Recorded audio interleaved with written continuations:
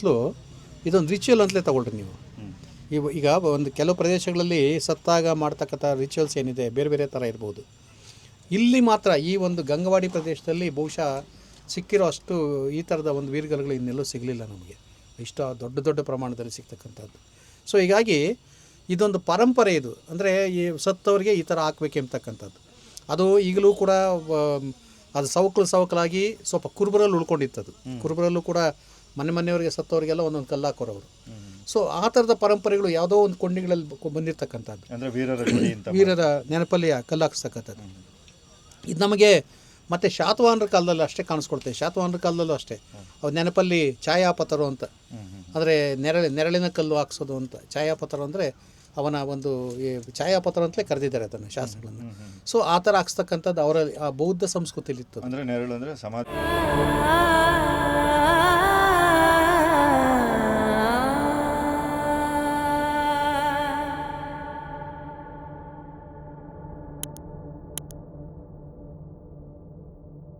ಶಿಡ್ಲಘಟ್ಟ ಸಮೀಪದಲ್ಲಿ ಸಂರಕ್ಷಿಸಿಟ್ಟಿರುವಂತಹ ಈ 3 ವೀರ್ಗಲ್ಗಳು ನಮಗೆ ಹಲವಾರು ವಿಶೇಷವಾದ ಕಥೆಗಳನ್ನು ಹೇಳ್ತವೆ. ಅದ್ರ ಬಗ್ಗೆ ಡಾಕ್ಟರ್ ದೇವರಕೊಂಡ ರೆಡ್ಡಿ ಸರ್ ಹತ್ರ ಕೇಳಿ ತಿಳ್ಕೊಳ್ಳೋಣ ಬನ್ನಿ. ಸರ್, ಏನು ಸರ್ ಈ ವೀರ್ಗಲ್ಗಳು ಅಂದರೆ ಏನು ಹೇಳುತ್ತೆ ಸರ್ ಈ ಕಥೆಗಳು? ಇದಕ್ಕೆ ಬಳಸಿರ್ತಕ್ಕಂಥ ಒಂದು ಶಿಲೆ ಏನಿದೆ ಮತ್ತು ಚಪ್ಪಡಿ ಅಗಲ ಮತ್ತು ಉದ್ದ ಇವುಗಳನ್ನು ಗಮನಿಸಿ ಇವುಗಳ ಒಂದು ಮತ್ತು ಈ ಶಿಲ್ಪಗಳ ಒಂದು ರೀತಿ ಏನಿದೆ, ಒಂದು ಬಾಣ ಚುಚ್ಚಿರ್ತಕ್ಕಂಥದ್ದು ಮತ್ತು ಬಾಣ ಪ್ರಯೋಗ ಅವನು ಹಿಡ್ಕೊಂಡಿರ್ತಕ್ಕಂಥ ರೀತಿ, ಬಿಲ್ಲನ್ನು ಮತ್ತು ಈ ಸ್ವರ್ಗದ ಕಲ್ಪನೆ ಇವೆಲ್ಲವನ್ನು ಗಮನಿಸಿ ನಾವು ಸಾಮಾನ್ಯವಾಗಿ ಇದರ ಕಾಲವನ್ನು ಸುಮಾರು ಕ್ರಿಸ್ತಕ 9ನೇರಿಂದ 10ನೇ ಶತಮಾನಕ್ಕೆ ನಾವು ಇದನ್ನು ಫಿಕ್ಸ್ ಮಾಡ್ಬೋದು ಈ ಒಂದು ಲಕ್ಷಣಗಳಲ್ಲಿ. ಇಲ್ಲಿ ಈ ಒಂದು ವೀರ್ಗಲ್ ಏನಿದೆ, ಈ ಒಂದು ವೀರ್ಗಲ್ಲಲ್ಲಿ ನೋಡಿ ಅವನು ಒಂದು ಇದು ಶತ್ರುವನ್ನು ಕತ್ತರಿಸಿದ್ದಾನೆ. ಕತ್ತರಿಸಿರೋ ಅಂಶಕ್ಕೆ 2 ಭಾಗ ಆಗಿದೆ. ಅದು ಆ ಕಡೆಗೆ ಒಂದು ಭಾಗ, ಈ ಕಡೆ ಒಂದು ಭಾಗ, ನಡುವಿನಿಂದ ಕೆಳಗಡೆಗೆ ಒಂದು ಭಾಗ, ನಡುವಿನಿಂದ ಮೇಲ್ಗಡೆಗೆ ಒಂದು ಭಾಗ ಆಗಿರ್ತಕ್ಕಂಥದ್ದು. ಮತ್ತು ಅದು ಅವನ ಶಕ್ತಿಯನ್ನು ತೋರಿಸ್ತಾ ಇದೆ ಅಂತ. ಅಂದರೆ ಅವನ ಭೀಕರತೆ, ಆ ಯುದ್ಧದ ಭೀಕರತೆ ಮತ್ತು ಅವನ ಖಡ್ಗ ಇದೆಯಲ್ಲ, ಆ ಖಡ್ಗ ಬೀಸಿದಂಥ ಶಕ್ತಿಯನ್ನು ಅದು ತೋರಿಸುತ್ತೆ. ಹಾಗೆ ಇಲ್ಲೂ ಅಷ್ಟೇ, ಇವೆಲ್ಲವೂ ಕೂಡ 3 ಗೋಗ್ರಹಣಕ್ಕೆ ಸಂಬಂಧಪಟ್ಟಿದ್ದು. ಗೋವುಗಳನ್ನು ಬಿಡಿಸಿದ್ದಾನೆ ಚಿಕ್ಕದಾಗಿ ತಳಭಾಗದಲ್ಲಿ, 3 ತುರುಗಳಿಗೆ ಸಂಬಂಧಪಟ್ಟಿದ್ದೆ. ಇಲ್ಲೂ ಒಂದು ಬಿಡಿಸಿದ್ದಾನೆ ಗೋವನ್ನು ತಳಗಡೆ. ಹೀಗಾಗಿ ಈ ಗೋಗ್ರಹಣಕ್ಕೆ ಸಂಬಂಧಪಟ್ಟಂಥ ಒಂದು, ಅಂದರೆ ಹಿಂದಿನ ಕಾಲದಲ್ಲಿ ಗೋವುಗಳನ್ನು 2-3 ಕಾರಣಕ್ಕೆ ಕದೀತಾಯಿದ್ರು. ಒಂದು ತಿನ್ನೋದಕ್ಕೆ, ರಾತ್ರಿ ಹೊತ್ತು ಏನು ಸಿಗೋದಿಲ್ಲ ಅಂದರೆ ಬೇಡರು, ಸಾಮಾನ್ಯವಾಗಿ ಇವತ್ತು ಬೇಡರು ತಿಂದೇ ಇರ್ಬೋದು. ಆದರೆ ಹಿಂದಿನ ಕಾಲದಲ್ಲಿ ಬೇಡರು ಹಳ್ಳಿಗಳಿಗೆ ದಾಳಿ ಮಾಡಿ ಇವುಗಳನ್ನು ದನಗಳನ್ನು ನೋಡ್ಕೊಂಡು ಹೋಗ್ಬಿಡ್ತಾಯಿದ್ರು. ಸೊ ಅದು ಅವರ ಆಹಾರ, ಬೇಕಾದಷ್ಟು ಆಧಾರಗಳು ಅದಕ್ಕೆ. ಸೊ ಅಂಥ ಸನ್ನಿವೇಶದಲ್ಲಿ ಅವರನ್ನು ಎದುರಿಸಬೇಕಾಗಿತ್ತು. ಎರಡನೇದು, ಕೆಲವರು ಈ ಊರಿಗೆ ಚಾಲೆಂಜ್ ಹಾಕುವಾಗ ಆ ದನಗಳಂತೆ ಹೊಡ್ಕೊಂಡು ಹೋಗ್ಬಿಡೋರು. ಮೇಯ್ಸೋಕೆ ಬಿಟ್ಟಿದ್ದಂಥ ಬೈಲಿದ್ದಂಥ ದನಗಳನ್ನು ನೋಡ್ಕೊಂಡು ಹೋಗಿ ಚಾಲೆಂಜ್ ಮಾಡೋರು, ಬನ್ನಿ ಬಿಡಿಸ್ಕೊಂಡು ಹೋಗಿ ಬೇಕಾಗಿದ್ರೆ ಅಂತ. ಸೊ ಅಂಥ ಸನ್ನಿವೇಶದಲ್ಲಿ ಯಾರೋ ಒಬ್ಬ ವೀರ ಅಥವಾ ಊರಿನಲ್ಲಿ ಇರ್ತಕ್ಕಂಥ ಮುಖಂಡ ಇರ್ಬೋದು, ಮುಖಂಡನ ಆಜ್ಞೆ ಮೇರೆಗೆ ಇನ್ನೊಬ್ಬ ಇರ್ಬೋದು, ಅವ್ರು ಹೋಗಿ ಅದನ್ನು ಬಿಡಿಸ್ಕೊಂಡು ಬರಬೇಕಾಗಿತ್ತು. ಹಾಗಂಥ ಸನ್ನಿವೇಶದಲ್ಲಿ ಅವ್ರ ಕೈ ಮೇಲಾದರೆ ಇವನು ಸಾಯ್ತಾ ಇದ್ದ, ಇವನ ಕೈ ಮೇಲಾದರೆ ದನಗಳು ವಾಪಸ್ ಬರ್ತಾಯಿದ್ವು. ಇಲ್ಲೇನಾಗಿದೆ ನೋಡಿ, ದನಗಳು ಈ ಕಡೆ ಅಲ್ಲಿ ಒಂದು ಕಲ್ಲೇನಿದೆ, ಆ ಕಲ್ಲಲ್ಲಿ ಈ ಕಡೆಗೆ ಓಡಿ ಬರ್ತಾ ಇವೆ. ಅಂದರೆ ವೀರನಿಗೆ ಎದುರಾಗಿ ಓಡಿ ಬರ್ತಾ ಇವೆ, ವಾಪಸ್ ಹೋಗ್ತಾ. ಅಂದರೆ ಅವನು ಅಲ್ಲಿ ಯುದ್ಧ ಮಾಡಿ ಅದನ್ನು ಬಿಡಿಸಿದ್ದಾನೆ ಅಂತ ಅರ್ಥ ಅದು. ಸೊ ಗೆದ್ದಿದ್ದಾನೆ ಅಂತ ಅರ್ಥ ಅದು. ನೋಡಿ ಅವ ಈ ಕಡೆ ಬರ್ತಾ ಇವೆ. ಇನ್ನು ಕೆಲವು ಕಡೆ ಬಿಡಿಸಿರ್ತಾರೆ ಅಷ್ಟೇ, ಅವು ಅಲ್ಲಿ ಹೋಗಿದ್ದಾನೆ, ಯುದ್ಧ ಮಾಡಿದ್ದಾನೆ, ಆದರೆ ಫಲ ಗೊತ್ತಾಗಲಿಲ್ಲ, ಸತ್ತಿದ್ದಾನೆ ಇವನು ಅಂತ ಅಷ್ಟೇ. ಇವರೆಲ್ಲರೂ ಸತ್ತಿರೋದೆ, ಸತ್ತೋರ್ಗಷ್ಟೇ ವೀರ್ಗಲ್ ಆಗ್ತಕ್ಕಂಥದ್ದು. ವೀರ್ಗಲ್ ಹಾಕೋದಿಲ್ಲ, ಅದು ವೀರ್ಗಲ್ ಆಗೋದಿಲ್ಲ, ಅದು ದಾನಶಾಸನ ಆಗ್ಬಿಡುತ್ತೆ. ನಮ್ಮ ಅಲ್ಮಿಡಿ ಶಾಸನ ಆ ಥರದ್ದು. ಅಲ್ಮಿಡಿ ಶಾಸನದಲ್ಲಿ ಅವನು ಹೋದ, ಯುದ್ಧದಲ್ಲಿ ಗೆದ್ದು ವಾಪಸ್ ಬಂದ, ಅವನಿಗೆ ಅದು ವೀರ್ಗಲ್ ಹಾಕಲಿಲ್ಲ. ಅದು ಅವ್ನು ದಾನ ಕೊಟ್ಟರು, ಅದು ದಾನಶಾಸನ ಆಗೋಯ್ತು. ಇಲ್ಲಾಗಲ್ಲ, ಇಲ್ಲೆಲ್ಲ ವೀರರು ಸತ್ತಿದ್ದಾರೆ ಮತ್ತು ಸತ್ತಂಥ ವೀರರಿಗೆ ಸ್ವರ್ಗದಲ್ಲಿದ್ದಾರೆ ಅಂತಕ್ಕಂಥ ಒಂದು ಕಲ್ಪನೆ. ಆ ಕಾಲಕ್ಕಿನ್ನೂ ಈ ಶಿವಲೋಕ, ವಿಷ್ಣುಲೋಕ ಇವೆಲ್ಲ ಏನೂ ಇರಲಿಲ್ಲ, ಸ್ವರ್ಗಲೋಕ ಅಂತ ಅಷ್ಟೇ ಇದ್ದಿದ್ದು. ಅದಕ್ಕೆ ಸ್ವರ್ಗವನ್ನಷ್ಟೇ ಆತ 2 ಅಪ್ಸರಸ್ತ್ರೀಯರು ಅವನನ್ನು ಒತ್ಕೊಂಡು ಹೋಗ್ತಾ ಇರೋ ಹಾಗೆ, ಮೇಲಕ್ಕೆ ಸ್ವರ್ಗಕ್ಕೆ ತೆಗೆದುಕೊಂಡು ಹೋಗ್ತಾ ಇರೋ ಹಾಗೆ ಬಿಡಿಸಿರ್ತಕ್ಕಂಥದ್ದು. ಹೀಗೆ ಇಂಥ ಒಂದು ಹೆಚ್ಚು ಕಮ್ಮಿ ಈ ಒಂದು ಪ್ರದೇಶದಲ್ಲಿ ಮಾತ್ರ ಸಿಗ್ತಕ್ಕಂಥ ಈ ಥರ ಚಪ್ಪಡಿ ಕಲ್ಲುಗಳಲ್ಲಿ ಬಿಡಿಸಿರ್ತಕ್ಕಂಥದ್ದು. ಹಳೆಯ ಕೋಲಾರ, ಬೆಂಗಳೂರು, ತುಮಕೂರು ಈ ಜಿಲ್ಲೆಗಳಲ್ಲಷ್ಟೇ ಈ ಥರದ ಒಂದು ಶಿಲ್ಪಗಳು ನಮಗೆ ಸಿಗ್ತಕ್ಕಂಥದ್ದು. ಸಾಮಾನ್ಯವಾಗಿದ್ದು ನೊಳಂಬ, ಗಂಗಾ ಇವರ ಕಾಲಕ್ಕೆ ಸೇರ್ತಕ್ಕಂಥದ್ದು. ವೈದುಂಬ್ರಿ ಇಲ್ಲಿಗೆ ಬರೋದಿಲ್ಲ, ವೈದುಂಬ್ರು ಕಡಪ ಕಡೆಗೆ ಇರ್ತಾರೆ, ವೈದುಂಬ್ರಿ ಕಡೆ ಬರೋದಿಲ್ಲ. ಸೊ ಹೀಗಾಗಿ ಮತ್ತು ಚೋಳರು ಅಷ್ಟೇ, ಎರಗಲವಾಡಿ ಚೋಳರು ಕೂಡ ಅವರು ನಿಡಗಲ್ ಹತ್ರ ಇರ್ತಾರೆ. ಈ ಪಾವಗಡ ತಾಲೂಕು ನಿಡಗಲ್ ಹತ್ರ ಸುಮಾರಿಗಿರ್ತಾರೆ. ಅವ್ರದ್ದು ಯಾರ್ದು ಬರೋದಿಲ್ಲ. ಆದರೆ ಬಹುತೇಕವಾಗಿ ಈ ಗಂಗಾ ಮತ್ತು ನೊಳಂಬರ ಕಾಲಕ್ಕೆ ಸೇರ್ತಕ್ಕಂಥದ್ದು. ಇವೆಲ್ಲವೂ ಕೂಡ ಈ ಲಕ್ಷಣಗಳು ನೋಡಿದಾಗ ಗಂಗರ ಕಾಲಕ್ಕೆ ಸೇರಿದಂಥದ್ದು ಅಂತ ನಾವು ಹೇಳ್ಬೋದು ಅದನ್ನು. ಸರ್, ಈಗ ನಮಗೆ ವೀರಗಲ್ಲು ಅಂದಾಗ ನೀವು ಈಗಿನ ಒಂದು ಮಾತು ಹೇಳಿದ್ರಿ, ಯಾವುದೇ ವೀರಗಲ್ಲುಗಳು ಅಂದರೆ ಶಾಸನ ರಹಿತವಾಗಿ ಯಾವುದಿದೆ ಅದು ಯಾವುದು ದಾಖಲೆನೇ ಆಗಿಲ್ಲ ಅಂತ. ಅಂದರೆ ನಮಗೆ ಯಾವುದು BL ರೈಸ್ ಅವ್ರ ಸಂಪುಟ ಅಥವಾ ಮತ್ತೊಂದರಲ್ಲಿ ಸಿಗದೇ ಇರಬಹುದು. ಬಟ್ ಈಗ ಈಗ ಅದಾದ್ಮೇಲೂ ಈಗ ಎಷ್ಟೋ ಸಾವಿರ ವೀರಗಲ್ಲುಗಳನ್ನ ಜನಗಳೀಗ ಸಂಶೋಧನೆ ಮಾಡಿ ಪ್ರೆಸೆಂಟ್ ಮಾಡಿದ್ದಾರೆ. ಸೊ ಹೆಂಗೆ ಐಡೆಂಟಿಫೈ ಮಾಡೋದು ಸರ್? ಈಗ ನೀವು ಅಂದರೆ ಇದು ರೆಕಾರ್ಡೇ ಆಗಲ್ಲ. ಈಗ ನೆಕ್ಸ್ಟಿಗೆ ನಾವು ಅಧ್ಯಯನ ಮಾಡ್ಕೊಂಡು ಹೋಗ್ತೀವಿ. ಅದಕ್ಕೆ ಈಗ ಮೊದಲಿಗೆ ಅದಿತ್ತದು. ಮೊದಲಿಗೆ ಈ ಥರ ಪ್ರಕಟವಾದಂಥ ವೀರಗಲ್ಲುಗಳನ್ನಷ್ಟೇ ಗಮನಿಸಿ ಅಥವಾ ಪ್ರಕಟವಾದಂಥ ಪಾಠಗಳನ್ನ ಇಟ್ಕೊಂಡೇ ಸಂಶೋಧನೆ ಮಾಡ್ತಾಯಿದ್ರು. ಈಗ ಫೀಲ್ಡ್ ವರ್ಕ್ ಅಂತ ಬಂದಮೇಲೆ ಸ್ವಲ್ಪ ಓಡಾಡಿ ಬೇರೆ ಬೇರೆ ಇದು ಮಾಹಿತಿಗಳು ಸಂಗ್ರಹಿಸಿ ಅಂದಾಗ ಇದು ಅನಿವಾರ್ಯ. ಈಗ ಸ್ಥಳಕ್ಕೆ ಬಂದು ಅಲ್ಲಿನ ಫೋಟೋ ತೆಗೆದುಕೊಳ್ತಕ್ಕಂಥದ್ದು ಇರ್ಬೋದು, ಅಲ್ಲಿನ ವಿವರಗಳನ್ನು ತೆಗೆದುಕೊಳ್ತಕ್ಕಂಥದ್ದು ಇರ್ಬೋದು. ಅವನು ತೆಗೆದುಕೊಂಡಾಗ ಅಷ್ಟೇ ನಮಗೆ ವಿವರ ಸಿಗ್ತಕ್ಕಂಥದ್ದು. ಈಗ ಇದು ಕಿಚ್ಚಿನ ಆದ್ಯತೆ ಬರ್ತಾಯಿದೆ. ಈಗ ಯಾರೂ ಕೂಡ ಈಗ ಪಾಠ ಪ್ರಕಟ ಇರ್ಬೋದು, ಪ್ರಕಟ ಇಟ್ಟು ಹಾಕಿರ್ತಕ್ಕಂಥ ಪಾಠದ ಜೊತೆಗೆ ಆ ಶಾಸನದ ಒಂದು ಶಿಲ್ಪವನ್ನು ಕೂಡ ಗಮನಿಸ್ತಕ್ಕಂಥದ್ದು ಈಗ ಹೆಚ್ಚಾಗ್ತಾ ಇದೆ ಅಂಥ ಒಂದು ಪ್ರವೃತ್ತಿ. ಈಗೀಗ ಅದರ ಅಧ್ಯಯನ ಕೂಡ ಜಾಸ್ತಿ ಆಗ್ತಾ ಇದೆ ಈಗ ಅದು. ಸೊ ಆದಷ್ಟು ನಾವು ಮ್ಯಾಕ್ಸಿಮಮ್ ವೀರಗಲ್ನೆಲ್ಲ ಈ ಥರ ನೋಡಿರೋವೆಲ್ಲ ಒಂದು 9, 8 ಈ ಶತಮಾನಗಳಿಗೆ ಬರುತ್ತಲ್ಲ ಸರ್, ಯಾಕೆ ಅದು ಆ ಥರ? ಅಲ್ಲ, ಒಂದು ಕಾಲದಲ್ಲಿ ಆ ಥರದ ಒಂದು ಯುದ್ಧಗಳು ಜಾಸ್ತಿ ಆಗಿರ್ತಕ್ಕಂಥದ್ದು. ಅಂದರೆ ಒಂದು ಟ್ರಾನ್ಸಿಷನ್ ಪೀರಿಯಡ್ ಅಂತೀವಿ. ಈಗ ಚೋಳರು ಗಂಗರು ನಮಗೆ ಬಂದಿದ್ದು, ಅಥವಾ ಚೋಳರು ಗಂಗವಾಡಿಗೆ ಬಂದಿದ್ದು, ಗಂಗವಾಡಿನ ಗೆದ್ದಿದ್ದು, ಅಥವಾ ಚೋಳರ ಆಳ್ವಿಕೆಯಲ್ಲಿ ಪ್ರತಿಭಟಿಸ್ತಕ್ಕಂಥದ್ದು, ಅಥವಾ ನೊಳಂಬ ಮತ್ತು ಗಂಗರ ಒಂದು ಕಾನ್ಫ್ಲಿಕ್ಟ್ ಬರುತ್ತೆ. ನೊಳಂಬ ಮತ್ತು ಗಂಗರು ಹೊಡೆದಾಡಿ ಒಂದು ಮೇಲಾಳಿಕೆನ ಪಡೆಯೋದಕ್ಕೆ ಪ್ರಯತ್ನ ಪಟ್ಟಿದ್ದು. ಸೊ ಇಂಥ ಒಂದು ಸನ್ನಿವೇಶಗಳಲ್ಲಿ ಇವೆಲ್ಲ ನಡೀತಕ್ಕಂಥದ್ದು, ಈ ತುರುಗಾಳಗ ನಡೀತಕ್ಕಂಥದ್ದು. ಇದರಲ್ಲಿ ಬೇಡ್ರು ಬಂದು ಕೊಳ್ಳೆ ಹೊಡಿತಕ್ಕಂಥದ್ದು ಎರಡನೇ ಮಾತದು. ಆದರೆ ಮೊಟ್ಟ ಮೊದಲಿಗೆ ನಮ್ಗೆ ಬರ್ತಕ್ಕಂಥದ್ದೆಲ್ಲವೂ ಕೂಡ ಈ ತುರುಗಾಳಗ. ಅದಕ್ಕೆ ಇವರಿಗೆಲ್ಲ ಆಧಾರ ಏನು ಅಂದರೆ ಮಹಾಭಾರತವೇ. ಮಹಾಭಾರತದಲ್ಲಿ ಬರ್ತಕ್ಕಂಥ ವಿರಾಟ್ ಪರ್ವದಲ್ಲಿ ಬರ್ತಕ್ಕಂಥ ಗೋಗ್ರಹಣ ಏನಿದೆ ಅದೇ ಇವರೆಲ್ಲರಿಗೂ ಸ್ಫೂರ್ತಿ. ಅದನ್ನು ತಗೊಂಡು ಅವನು ಅಲ್ಲಿ ಮಾಡ್ತಕ್ಕಂಥದ್ದು ಅದೇ ದುರ್ಯೋಧನ. ಆ ವಿರಾಟನ ಗೋಗಳನ್ನೆಲ್ಲ ಹೊಡ್ಕೊಂಡ್ಬಿಡ್ತಾನೆ. ಸೊ ಹೊಡ್ಕೊಂಡ್ಬಂದಾಗ ಏನು ಮಾಡ್ತಾರೆ, ಅಲ್ಲಿರ್ತಕ್ಕಂಥ ಗೋವ್ರಿಗೆಲ್ಲ ತಲೆ ಬೋಳಿಸ್ತಾರೆ, ಇದು ಮಾಡ್ತಾರೆ, ಸುಣ್ಣ ಬಡಿತಾರೆ, ಅವ್ನು ಕಳಿಸ್ಬಿಡ್ತಾರೆ ವಾಪಸ್ಸು. ಗೋಗಳನ್ನಷ್ಟೇ ಹೊಡ್ಕೊಂಡು ಹೋಗ್ತಾರೆ ಅವರು. ಸೊ ಆ ಥರದ ಒಂದು ಚಾಲೆಂಜ್ಗಳಿವೆಲ್ಲ ಅಷ್ಟೇ.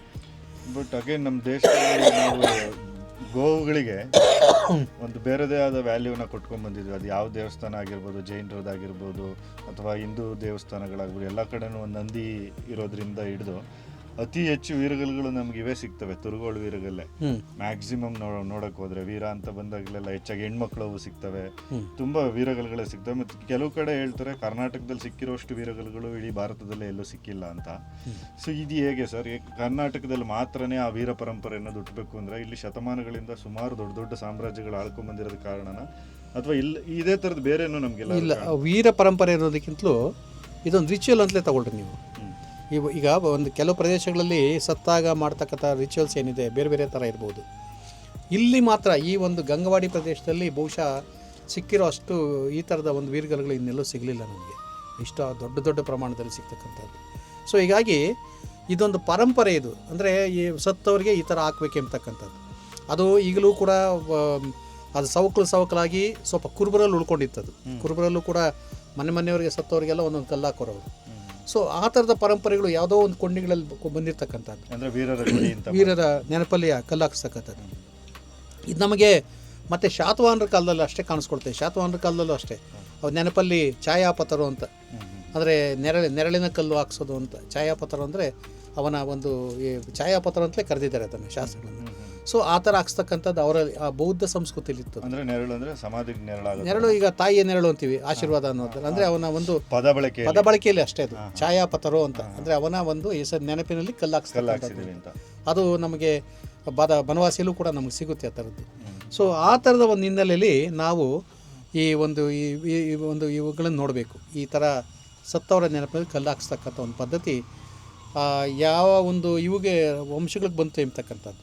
ಇವು ಎಲ್ಲ ಜನರಲೈಸ್ ಆಗಿ ಮಾಡೋಕ್ಕಾಗಲ್ಲ. ಇದನ್ನು ಯಾವುದೋ ಕೆಲವು ಒಂದು ಪ್ರದೇಶದಲ್ಲಿ ವಾಸ ಮಾಡ್ತಾ ಇದ್ದಂಥ ಜನರು ತಮ್ಮ ಸಂಸ್ಕೃತಿಯಲ್ಲಿ ಅದನ್ನು ಅಳವಡಿಸ್ಕೊಂಡಿರ್ತಕ್ಕಂಥದ್ದು, ಅದಾಗೆ ಬೆಳ್ಕೊಂಡು ಬಂದಿರತಕ್ಕಂಥದ್ದು. ಈಗ ನಾವು ಇವತ್ತಿನ ಕಾಲದಲ್ಲಿ ಒಂದು ಸಮಾಧಿಗಳನ್ನ ಮಾಡಿದ್ರೆ ಅಲ್ಲೊಂದು ಫೋಟೋ ಅಥವಾ ಅವ್ರ ಡೀಟೇಲ್ಸ್ಗಳನ್ನ ಹಾಕ್ತೀವಲ್ಲ, ಹಾಗೆ ಅದೇ ಥರ ಅವತ್ತು ಅಲ್ಲೇ ಸಮಾಧಿ ಮಾಡ್ತಿದ್ರ ಆ ಥರದ್ದು ಏನಾದ್ರು ಸಿಗುತ್ತಾ ಸರ್? ಇಲ್ಲ, ಆ ಥರ ಸಮಾಧಿ ಮಾಡಿದ ಜಾಗದಲ್ಲಿ ಹಾಕಿದ್ದಾರೆ ಅನ್ನೋದಕ್ಕಿಂತಲೂ ಸಾಮಾನ್ಯವಾಗಿ ಊರ ಪ್ರವೇಶದಲ್ಲಿ ಇಲ್ಲ ಗ್ರಾಮ ಚಾವಡಿ ಹತ್ರ, ಇವತ್ತಿಗೂ ಗ್ರಾಮ ಚಾವಡಿಗಳ ಹತ್ರ ಸಿಗ್ತಕ್ಕಂಥದ್ದು, ಇಲ್ಲ ಊರಿನ ಪ್ರವೇಶದ ಜಾಗದಲ್ಲಿ, ಇಲ್ಲ ದೇವಾಲಯಗಳ ಬಳಿ, ಇಲ್ಲವೇ ಯಾವುದಾದ್ರು ಒಂದು ಇವತ್ತು ನಮಗೆ ಇದು ಈ ಶಾಸನ ಸಿಕ್ಕಿರ್ತಕ್ಕಂಥ ಜಾಗ ನಮಗೆ ಇವತ್ತು ಏನೋ ಅದು ಊರಿಂದ ಹೊರಗಡೆ ಇರದೆ ಅನಿಸುತ್ತೆ, ಆದರೆ ಇದು ಹಳೆ ಊರಿನ ಜಾಗ, ಇದು ಹಳೆ ಊರಿದ್ದ ಜಾಗ. ಯಾಕಂದರೆ ಇಲ್ಲಿರ್ತಕ್ಕಂಥ ಮಣ್ಣೆ ಹೇಳುತ್ತೆ, ಬೂದಿ ಮಣ್ಣು ಅದು ಇದು ಅಂತ ತೋರಿಸ್ತಾ ಇದೆ.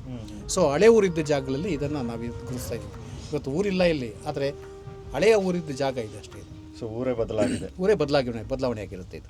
ಅದಕ್ಕೆ ಇದನ್ನು ಅಂಥ ಸನ್ನಿವೇಶಗಳಲ್ಲಿ ಬೂದಿ ಮಣ್ಣು ಬೂದಿ ಗುಡ್ಡಿಗಳ ಹತ್ರ ಅಥವಾ ಬೂದಿ ನೆತ್ತಗಳಲ್ಲಿ ಇದೆ ಅಂತ ನಾವು ಅದನ್ನು ಹೇಳ್ಕೊಳ್ತೀವಿ ಆ ಥರ.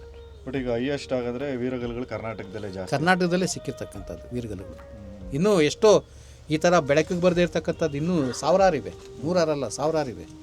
ಸೊ ಅವೆಲ್ಲವನ್ನು ಇನ್ನು ಮುಂದೆ, ಅದಕ್ಕೆ ನಾನು ಹೇಳಿದ್ದು, ಈ ಥರದ್ದು ಒಂದು ಆಲ್ಬಮ್ಮೇ ಮಾಡಿದ್ರೆ ಬಹುಶಃ ವಿಶಿಷ್ಟವಾದಂಥ ಒಂದು ಸಂಸ್ಕೃತಿಯನ್ನು ಎತ್ತಿ ತೋರಿಸ್ಬೋದು ಅಂತಷ್ಟೇ. ಹಾಂ ಸರ್. ಮತ್ತು ಇನ್ನೊಂದು, ನಾವು ಎಷ್ಟೋ ಕಡೆ ಈಗ ಧನ್ಪಾಲ್ ಸರ್ ಜೊತೆ ಎಲ್ಲ ಹೋದಾಗ ಎಷ್ಟೋ ಕಡೆ ಅವರೆಲ್ಲ ಮಹಿಳೆಯರು ನಮ್ಮ ದೇವಿ ದುರ್ಗಿ ಅಂತ ಎಲ್ಲ ಪೂಜೆ ಮಾಡ್ತಾ ಇರ್ತಾರೆ. ಬಿಕಾಸ್ ಆ ಜಡೆ ಥರದ್ದೇನೋ ಒಂದು ಇರೋದಕ್ಕೆ ಎಷ್ಟೋ ಕಡೆ ಆ ಥರನೂ ಪೂಜೆಗಳು ನಡೀತಾ ಇರುತ್ತೆ.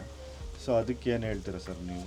ಇಲ್ಲ, ಪೂಜೆ ಬೇರೆ. ಪೂಜೆ ನೀವು ಯಾವುದೇ ಕಲ್ಲನ್ನು ಯಾವುದೇ ದೇವರ ಹತ್ರ ಪೂಜೆ ಮಾಡ್ಬೋದು. ಈಗ ಎಷ್ಟೋ ಕಡೆ ಅಂಬಿಕಾ ಯಕ್ಷಿ ಅಂತ ಎತ್ಕೊಂಡೋಗಿ ಪಾರ್ವತಿಯನ್ನು ಪೂಜೆ ಮಾಡ್ತಾರೆ. ನೀವು ಪೂಜೆಗೂ ಇದಕ್ಕೂ ಕಲ್ಲಿಗೂ ಸಂಬಂಧ ಕಲ್ಪಿಸೋದು ಬೇಡಿ. ಅದನ್ನು ಮುಂದೆ ಯಾವ ದೇವರು ಸಿಕ್ಕಿಲ್ಲ ಅಂದರೆ ಇದಕ್ಕೆ ಬಂದು ಪೂಜೆ ಮಾಡ್ತಾರೆ ಜನ. ನೀವು ಒಂದು ಪೂಜೆಗೂ ಆ ಪೂಜೆಯಲ್ಲಿರ್ತಕ್ಕಂಥ ಕಲ್ಲಲ್ಲಿರ್ತಕ್ಕಂಥ ಶಿಲ್ಪಕ್ಕೂ ಯಾವುದೇ ಸಂಬಂಧ ಇರೋದಿಲ್ಲ. ಮುಂದೆ ಯಾವುದೋ ಒಂದು ಸನ್ನಿವೇಶದಲ್ಲಿ ಯಾರೋ ಪೂಜೆ ಮಾಡೋದು ಅಂದ್ಬಿಟ್ಟು ಅದು ಪೂಜೆ ಆಗಿ ಮುಂದುವರೆದು ಬಿಡುತ್ತೆ ಅಷ್ಟೇ ಹೊತ್ತು. ಅದ್ರ ಬಗ್ಗೆ ಯಾರಿಗೂ ಏನೂ ಗೊತ್ತಿರೋದಿಲ್ಲ. ಇವ್ರನ್ನವ್ರಿಗೆ ಕೇಳ್ರಿ, ಈ ಬಗ್ಗೆ ಏನು ಹೇಳೋದಿಲ್ಲ ಅವರು. ಏನೋ ಒಂದು ಕತೆ ಹೇಳ್ತಾರೆ, ಸುಮ್ಮನೆ ಆಗ್ತಾರೆ ಅಷ್ಟೇ. ಆ ಥರ ಆಗ್ಬಿಡುತ್ತೆ. ಬಟ್ ಯಾವುದೇ ಕಾರಣಕ್ಕೆ ಪೂಜೆ ಮಾಡಿದ್ರೂ ತಪ್ಪಿಲ್ಲ. ಯಾವುದೇ ಇದನ್ನು ಈಗ ನಮ್ಮಲ್ಲಿ ಇಂಥದನ್ನೇ ಪೂಜೆ ಮಾಡಬೇಕು, ಮರನ ಪೂಜೆ ಮಾಡ್ತಾರೆ, ಒಂದು ಕಲ್ಲನ್ನು ಪೂಜೆ ಮಾಡ್ತಾರೆ, ಯಾವುದನ್ನು ಬೇಕಾದ್ರೂ ಪೂಜೆ ಮಾಡ್ತಕ್ಕಂಥ ಒಂದು ಆಯ್ಕೆ ಜನರಿಗಿರೋದ್ರಿಂದ ಅವ್ರು ಯಾವುದನ್ನು ಬೇಕಾದ್ರೂ ಪೂಜೆ ಮಾಡ್ಕೊಳ್ಬೋದು. ಈಗ ಹೊಲದಲ್ಲಿದೆ ಅಂತ ಇಟ್ಕೊಳ್ರಿ, ಇದು ಆ ಹೊಲದಲ್ಲೇ ಹೊಲವನ್ನು ಕಾಯ್ತಕ್ಕಂಥ ವೀರ ಅಂದ್ಬಿಟ್ಟು ಪೂಜೆ ಮಾಡ್ಬೋದು ಆ ನಂಬಿಕೆಯಲ್ಲಿ. ಆ ಥರ ಅಷ್ಟೇ, ಅವರೇ ಒಂದು ಕತೆ ಹೇಳ್ಬೋದು, ಇನ್ನೊಂದು ಮಾಡ್ಬೋದು, ಈ ಥರ ಇರುತ್ತೆ. ಅದು ಕೆಲವು ಸರಿ ಅಂಥ ರಿಚುವಲ್ಸ್ ಇರ್ತಕ್ಕಂಥದ್ದು ಕಂಟಿನ್ಯೂ ಆಗಿರ್ತಕ್ಕಂಥ ನಮ್ಗೆ ಕಾಣಿಸಿಲ್ಲ ಎಲ್ಲೂ. ಸರ್, ನನ್ನದೊಂದು ಪ್ರಶ್ನೆ. ನೀವು ಮಾತಾಡ್ತಾ ಹೇಳಿದ್ರಿ 8, 9 ಅಥವಾ 10ನೇ ಶತಮಾನದಲ್ಲಿ ಈ ಏಕಶಿಲಾ ಅಂದರೆ ಒಂದೇ ಪಟ್ಟಿಕೆಯಲ್ಲಿ ಇರ್ತಕ್ಕಂಥ ವೀರಶಿಲ್ಪಗಳನ್ನ ನೋಡ್ತೀವಿ ಈ ಭಾಗದಲ್ಲಿ. ಎಲ್ಲಿ ನಾವು ಹಳೆ ಮೈಸೂರು ಈ ಭಾಗದಲ್ಲಿ. ಅದೇ ನಾವು ಹಳೆ ದಾಟಿ ಅಂದರೆ ಹುಬ್ಳಿ ಧಾರವಾಡ ದಾಟಿ ಹೋದರೆ ಕಲ್ಯಾಣಿ ಚಾಲಕರು ಬಂದಾಗ ಪಟ್ಟಿಕೆಗಳ ನೆಲೆಯಲ್ಲಿ ನೋಡ್ತೀವಿ. ಉದಾಹರಣೆಗೆ ಅಬ್ಲೂರ್ ಶಾಸನ ಇರ್ಬೋದು, ಇಂಥ ಶಾಸನಗಳ ಸಂಖ್ಯೆ ಅಲ್ಲಿದೆ. ಯಾಕೆ ಈ ಒಂದೇ ಕಾಲಘಟ್ಟದಲ್ಲಿ ಈ ರೀತಿ ವ್ಯತ್ಯಾಸಗಳು ಮೂಡ್ತವೆ ಇಲ್ಲಿ ಅಂತ? ಒಂದೇ ಕಾಲಘಟ್ಟದಲ್ಲಿ ಇಲ್ಲ. ಈಗ ಕಲ್ಯಾಣಿ ಚಾಲಕರದ್ದು ಅದೇ ಕಾಲ ಇಲ್ಲ. ಇವರಾದ 200 ವರ್ಷಕ್ಕೆ ಬಂದವರು ಅವರು. ಇವರಾದ 200 ವರ್ಷಕ್ಕೆ ಬಂದವರು. ಮತ್ತು ಅಲ್ಲಿ ಬಂದಂಥ ಕಲಾವಿದರು ಇದ್ದಾರಲ್ಲ, ಇದನ್ನು ಮಾಡ್ತಕ್ಕಂಥ ವೀರಗಲ್ಲುಗಳು ಮಾಡ್ತಕ್ಕಂಥ ಕಲಾವಿದರು ವ್ಯತ್ಯಾಸ, ಅದರಲ್ಲಿ ಕಲ್ಲು ವ್ಯತ್ಯಾಸ ಆಯಿತು. ಮತ್ತು ಬೇರೆ ಬೇರೆ ಅದ್ರ ಬರೀತಕ್ಕಂಥ ಇವರಿದ್ರಲ್ಲ, ಯಾರು ಕವಿಗಳು ಶಾಸನ ಬರೀತಕ್ಕಂಥ ಕವಿಗಳು ಬೇರೆ ಆದರು, ಲಿಪಿಕಾರರು ಬೇರೆ ಆದರು. ಸೊ ಹೀಗಾಗಿ ಅಲ್ಲಿ ಸ್ಟೇಜ್ಗಳು ಬಂತು. ಮತ್ತು ಧರ್ಮಗಳು ಬಂತು. ಕಾಳಾಮುಖ ಬಂತು. ಅಲ್ಲಿ ಕಾಳಾಮುಖ ಬಂದಿದ್ದರಿಂದ ಅಲ್ಲಿ ನೇರವಾಗಿ ಶಿವನ ಸನ್ನಿಧಿಗೆ ಹೋಗ್ಬೇಕು ಅವನು. ಅಲ್ಲಿ ಶಿವಲೋಕವನ್ನು ಸೃಷ್ಟಿ ಮಾಡ್ತಾನೆ ಅವನ ಮೇಲ್ಗಡೆ. ಇಲ್ಲಿ ಆ ಥರದ್ದು ಯಾವುದೂ ಇಲ್ಲ. ಇಲ್ಲೆಲ್ಲ 10ನೇ ಶತಮಾನದವರೆಗೂ ಸ್ವರ್ಗ ಅಷ್ಟೇ ಇದ್ದಿದ್ದು. ದೇವಾಂಗನೇಯರು ಸ್ವರ್ಗಕ್ಕೆ ತೆಗೆದುಕೊಂಡು ಹೋಗ್ತಾರೆ. ದೇವರು ಇರೋದಿಲ್ಲ, ಇವನೇ ಸ್ವರ್ಗದಲ್ಲಿ ಕುಳಿತಿರ್ತಾನೆ ಅಷ್ಟೇ. ಇವನೇ ಕೂಡಿಸಿರ್ತಾರೆ, ಅವರು ಸೇವೆ ಮಾಡ್ತಾ ಇರ್ತಾರೆ. ಆ ಥರದ್ದು ಅಷ್ಟೇ ಕಲ್ಪನೆ ಇದ್ದಿದ್ದು. ಕಲ್ಯಾಣ ಚಾಲಕರು ಬಂದಾಗ ಕಾಳಾಮುಖರು ಬರ್ತಾರೆ. ಪಾಶ್ಪತ ಕಾಳಾಮುಖರು ಬಂದಾಗ ಅದು ಸಹಜವಾಗಿ ಶಿವನಿಗೆ ಹೊರಟೋಗ್ತಾರೆ. ಅದೊಂದು ಪಂಥ. ಅದು ಗುಜರಾತ್ ಕಡೆಯಿಂದ ಬಂದಂಥ ಒಂದು ಪಂಥ. ಅದು ಮುಂದೆ ನಮ್ಮಲ್ಲಿ ಭಾಳ ದೊಡ್ಡ ಪಂಥ. ಅದು ಕಲ್ಯಾಣ ಚಾಲಕರ ಕಾಲದಲ್ಲಿ ಅದೇ ಇದ್ದಿದ್ದು. ಅದು ಅಷ್ಟಕ್ಕೆ. ಅದು ಮತ್ತು ರಾಷ್ಟ್ರಕೂಟರು ಅವ್ರಿಗಿಂತ ಮೊದಲು ರಾಷ್ಟ್ರಕೂಟರ ಕಾಲದಲ್ಲಿ ಇದಿದ್ದರೂ ಕೂಡ ಯಾವುದು ಅವರನ್ನು ಇದನ್ನು ಟೆಂಪಲ್ ಥರ ಮಾಡ್ಕೊಂಡು ಹೋಗ್ತಾರೆ ಅವರು.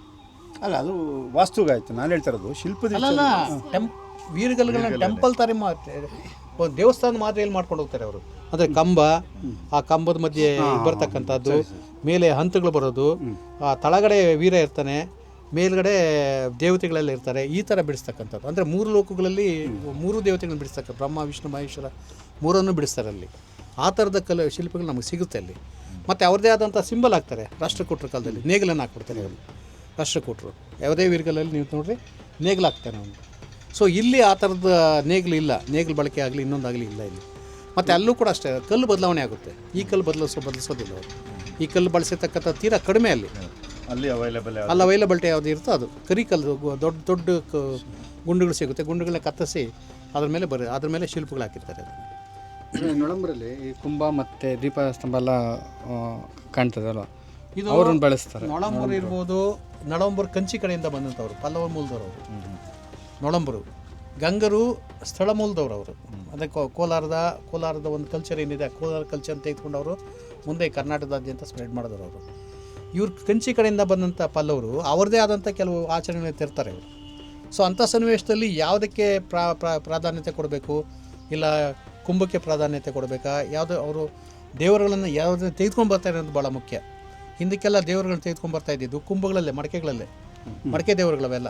ಮಡಕೆಗಳು ಇವತ್ತು ಕೂಡ ಭಾಳಷ್ಟು ಊರುಗಳಲ್ಲಿ ಮಡಕೆನೇ ಪ್ರಧಾನ ಆಯಿತು. ಮುಂದೆ ಏನೇನೋ ಮಾಡಿಕೊಂಡು ಆ ದೇವರು ಈ ದೇವರು ಅಂತ ಸೃಷ್ಟಿ ಮಾಡ್ಕೊಳ್ಬೋದು ಅಷ್ಟೇ, ವಿಗ್ರಹ ಮಾಡ್ಕೊಳ್ಬೋದು ಅಷ್ಟೇ. ಆದರೆ ಒಳಗಡೆ ಇರ್ತಕ್ಕಂಥದ್ದು ಒಳಗೆ ಮಡಕೆಯಲ್ಲಿ ಇರ್ತಕ್ಕಂಥ ಏನೋ ಒಂದು ಕೆಲವು ವಸ್ತುಗಳಷ್ಟೇ ಅಲ್ಲಿ ಪ್ರಧಾನವಾಗ್ತಕ್ಕಂಥದ್ದು.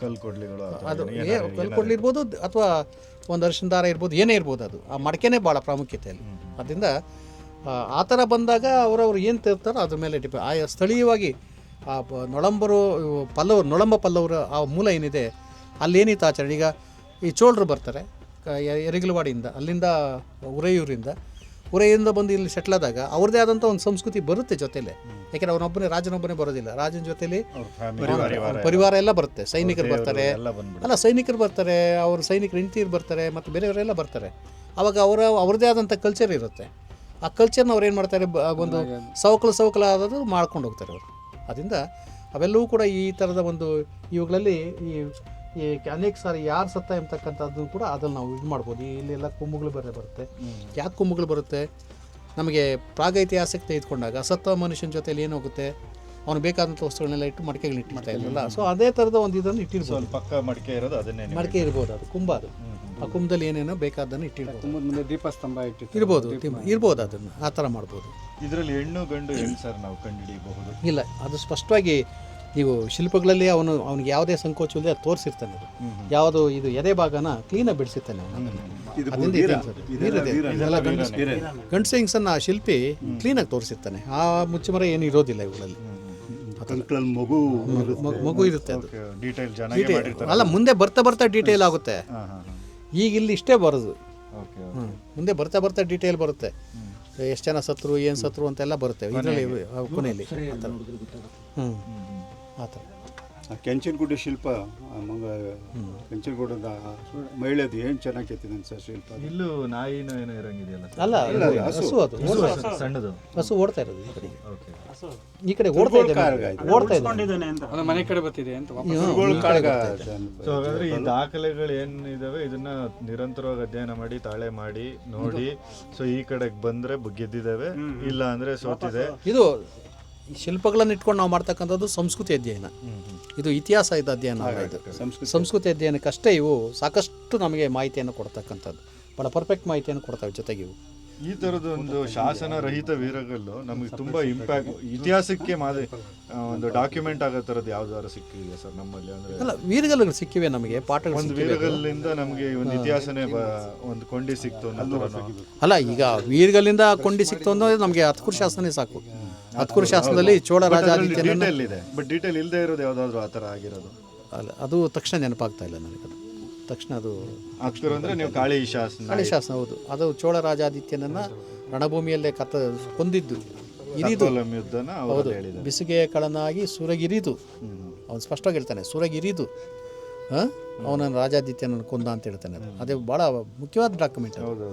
ಸೊ ಅದರಿಂದ ನಮ್ಗೆ ಆ ಥರದ ದಾಖಲೆ ಈಗ ಅದು ಹೇಳದೇ ಇದ್ದರೆ ನಮ್ಗೇನು ಗೊತ್ತೇ ಆಗ್ತಾ ಇರಲಿಲ್ಲ.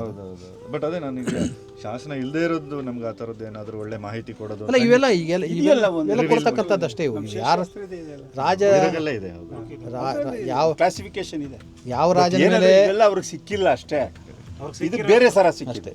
ಯಾವ ರಾಜನ ಮೇಲೆ ಯುದ್ಧ ಮಾಡ್ತಾ ಇದ್ದಾನೆ ಅನ್ನೋದು ನಮಗೆ ಡೀಟೇಲ್ ಸಿಗೋದಿಲ್ಲ. ಆದರೆ ಆ ಒಂದು ಇದನ್ನ, ಆ ಪ್ರೇಮ್ ಇದೆಯಲ್ಲ, ಆ ಟೈಮಲ್ಲಿ ಹೇಗೆ ಅವನು ಯುದ್ಧ ಮಾಡ್ದ, ಹೇಗಿತ್ತು ಅವನ ಆಯುಧಗಳು, ಹೇಗಿತ್ತು, ನಾವು ಕೊಂತವನ್ನು ಬಳಸ್ತಾ ಇರ್ತಕ್ಕಂಥದ್ದು, ದೂರಕ್ಕೆ ಆನೆಗಳ ಮೇಲೆ ಬಳಸ್ತಕ್ಕಂಥ ಕೊಂತ ಅದು, ದೂರದಿಂದ ಅದು ಕೆಳಗಡೆ ಈಟಿ ದಪ್ಪ, ಈಟಿಗಿಂತ ಸ್ವಲ್ಪ ಬಲವಾಗಿರುತ್ತೆ ಅದು ಈಟಿ, ಕೊಂತ ಇತ್ಯಾದಿನ ಬಳಸ್ತಾ ಇದ್ದೀವಿ. ಯಾಕೆಂದರೆ ಅದು ಆನೆಗಳಿಗೆ ಕೊಂತು ಅಲ್ಲದೆ ಇನ್ಯಾವುದೂ ಯಾವುದಕ್ಕೂ ಬಗ್ತಾ ಇಲ್ಲ ಅದು.